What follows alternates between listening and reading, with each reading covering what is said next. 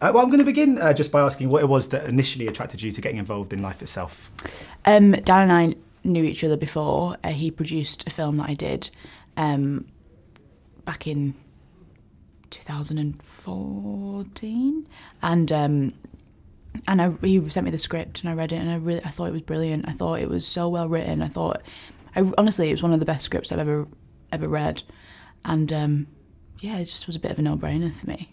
So how helpful is that when you sort of walk onto a set and there is someone there that you know already and you've got a kind of pre-established relationship with, especially when it's not just another actor or actress, but someone, a producer or a director, for example? Oh, it makes it so much easier because it's like the first day of school. Every new job that you start, it always feels really nerve-wracking, and there's always like a few days of just like awkwardness where you have to kind of like cement a relationship. So when you've already got that behind you, then it's much easier and just an easier process. So what is it about Dan that you enjoy work? Because I mean, he's got a real there's a really nice tone, I think, to his work. Is that emblematic of his personality?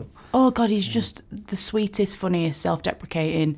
I think he's wonderful. I consider him a friend now, and he's one of those people that you just want to be around. And it makes it so much nicer going to work with someone like that who is also just always ridiculously grateful and doesn't ever kind of see that his input and his talent is the reason why people are all here around him.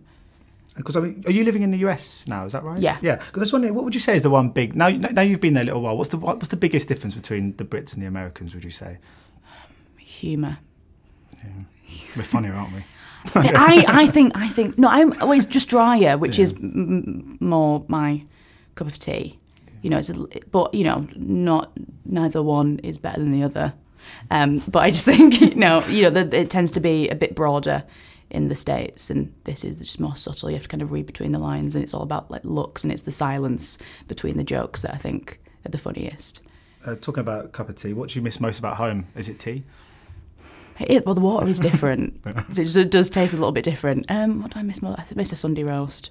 I miss the chippy. There's a chippy in the West Village in New York that I went to, and it was good, but it just made me so depressed. It just didn't. There was something about it. Just one ingredient that was just missing. It just didn't feel quite right. No, because they have fries, don't they? That's their problem. You said because you've said before that you felt in here in the UK you've been typecast because of your accent. Is that just not an issue in America? Is that quite refreshing? I guess where you come from in England doesn't lead to the sort of roles you would get, because I guess it's kind of. Not I feel like I need to clarify this because I was asked, if my trajectory had been different, and I speculated because obviously I don't have the knowledge of that, so it was very speculative. So I'm not sure if that is the case, but my trajectory has been different from going to America at 18, and but yeah, I mean they have no idea. They think I'm from Ireland. They have no idea where I'm from.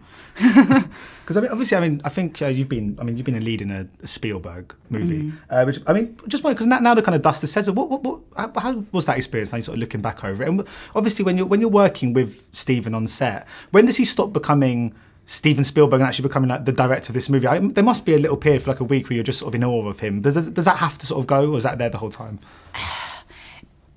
It's there the whole time because every day on set you arrive before him and you kind of rehearse and go through things and you're getting ready and you're getting the head cameras on, and then you hear through the walk-ins like Steven's coming to set, Steven's walking, and everyone's just like every day for 4 months that was and then gradually over the day, but still every day it was like fucking hell, I'm working with Steven Spielberg. And is there one filmmaker out there that you'd most love to work with that you haven't yet? Yeah, I don't want to say though because I don't want to jinx it just in case it never happens and then I've said it and then it's just really embarrassing. Yeah, that's fair. And you've got, is it Sound of Metal? Yeah. So what can you tell us about that and how your character fits into that story? It is a film about Riz Ahmed's character, who is a heavy metal drummer in a band with his girlfriend, who played by me, and his struggle with addiction and the loss of his hearing.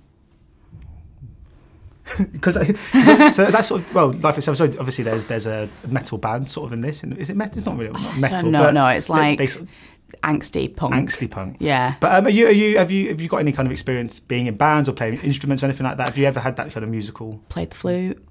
Give it up when I was 14 because I got bullied for carrying my flute case around school, and I was in the choir. and did musicals when I was a kid, like little amateur things, but nothing like being in a band or anything like that.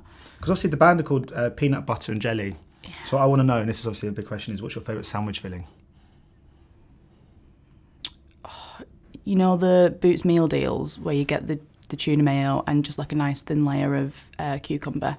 That's what I like. Yeah, you must miss Boots meal deals then. Ugh, God, like a hole in the head. And just finally, I was just wondering too, in regards to life itself. Obviously, it's a film that's quite profound in many ways. I'm just wondering what are you hoping audiences will sort of take away from this one, because it's obviously got such a myriad of themes to it. It's funny and it's light at times, but it's got a real kind of sort of sentimental sort of undercurrent, hasn't it, as well? Yeah, and I love sentimentality. I don't think there is enough of it in the world, in a world where it's just so cynical and we're kind of bombarded with just the everyday bleakness of our society. So I think to come out and just feel a little bit more hopeful about humanity.